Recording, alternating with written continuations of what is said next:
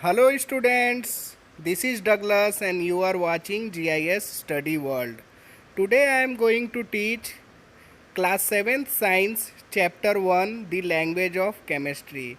First of all we will see introduction of this chapter.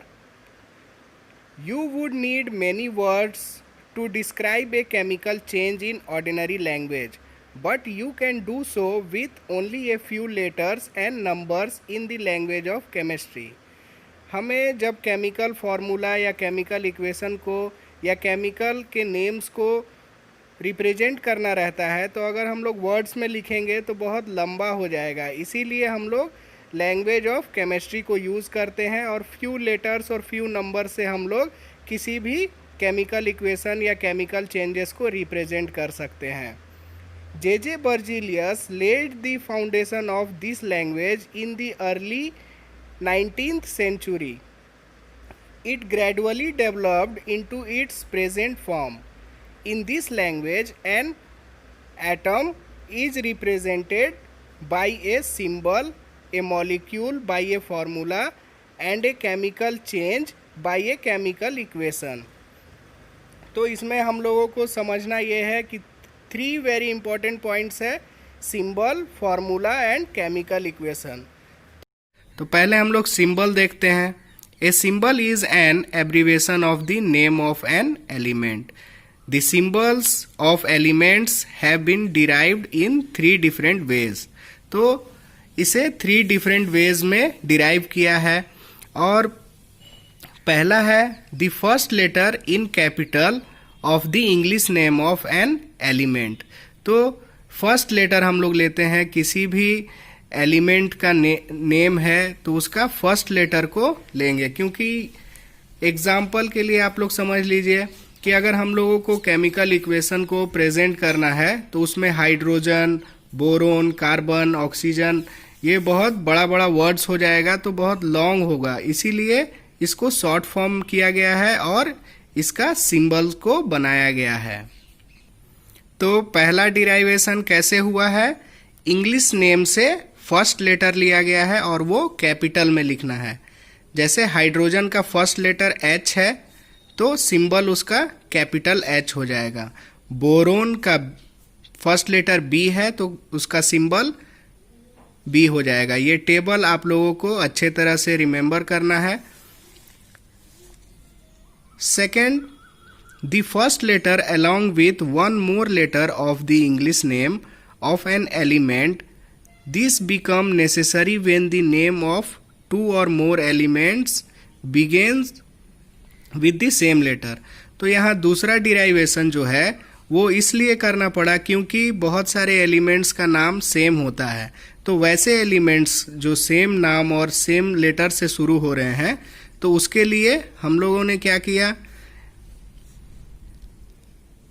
पहला letter और उसके बाद एक और लेटर इंग्लिश नेम का. तो जैसे हीलियम का HE हो गया, नियॉन का NE हो गया, निकेल का NI हो गया, मैग्नीशियम का Mg. तो इसी तरह से और भी एल्युमिनियम, कैल्शियम, क्लोरीन, जिंक. यहाँ पे हम लोगों ने 2 लेटर इसीलिए यूज किया है क्योंकि ऊपर आप लोग टेबल में देख सकते हैं कि हाइड्रोजन का फर्स्ट लेटर H है और सिंबल H है. अगर हम लोगों को हाइड्रोजन और हीलियम दोनों लिखना है तो हम लोग कंफ्यूज हो जाएंगे क्योंकि दोनों का फर्स्ट लेटर H है. इसीलिए इसको डिराइव किया गया दूसरे तरह से, क्योंकि बहुत सारे एलिमेंट्स का नेम जो है वो फर्स्ट लेटर सेम हो जाता है, इसीलिए हम लोगों ने एक और लेटर लिया. जैसे HE हीलियम तो HE सिंबल HE हो जाएगा. इसी तरह से आगे भी ये काम आप लोगों का है कि इसे अच्छे तरह से रिमेंबर करना है.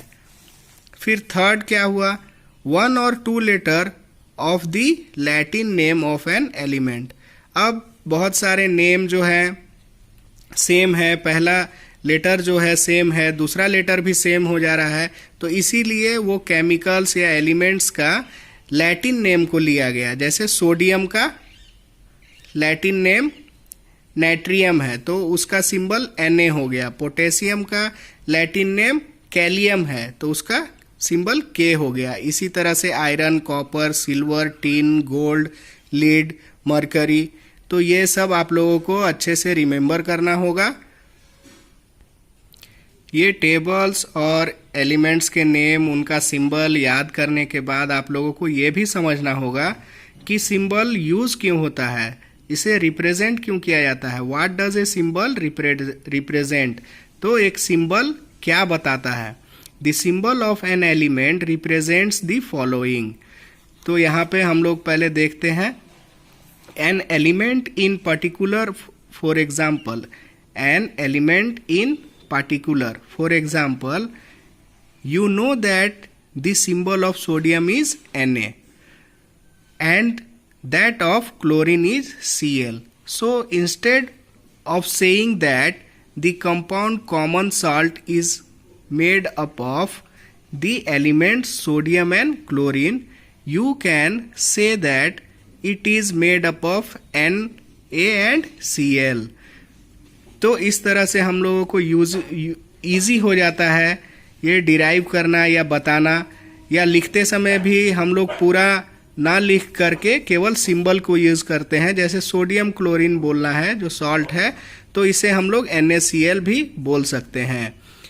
You can also say that Cu is red brown whereas Au is yellow and that Ca is metal whereas Cl is a non-metal।